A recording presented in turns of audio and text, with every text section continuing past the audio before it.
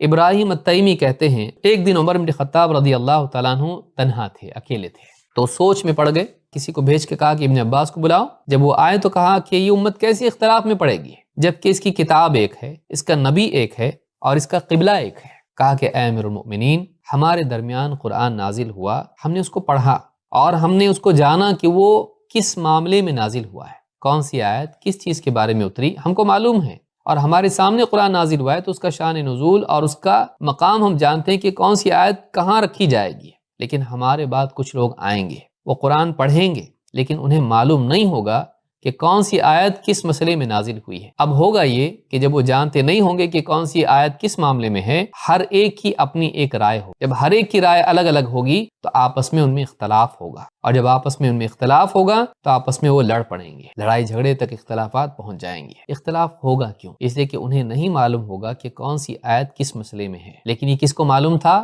صحابہ کو معلوم ہوا کہ ہمارے لیے اس اختلاف سے اور اس اقتتال سے، اس آپس کی لڑائی جھگڑوں سے بچنے کے لیے ضروری ہے کہ ہم سلف کی طرف رجوع کریں، اور یہی بات اللہ کے نبی صلی اللہ علیہ وسلم کی حدیث سے بھی معلوم ہوتی ہے کہ بعد میں اختلافات ہوں گے، تمہارے لیے میری سنت اور خلفائے راشدین کی سنت کی طرف رجوع ضروری ہے۔ تو اس روایت سے بات معلوم ہوتی ہے کہ بعد کے دور میں لوگ آئیں گے، ان کے سامنے متن ہوگا قرآن کا، لیکن کون سی آیت کس معاملے میں ہے ان کو معلوم نہیں ہوگا، وہ یہاں کی چیز کہیں بھی فٹ کر دیں گے، کوئی بھی آیت اس سے کچھ بھی مطلب لینا شروع کریں گے اور گمراہ ہو جائیں گے۔ ظاہر بات ہے جب عقلیں الگ الگ ہیں، اس کو یہ سمجھے گا، اس کو وہ سمجھے گا، اس کو وہ سمجھے گا، اور پھر سب آپس میں اختلاف رائے کی وجہ سے لڑنے والے بن جائیں گے۔ سلف کے فہم سے محرومی ہلاکت کا سبب ہے۔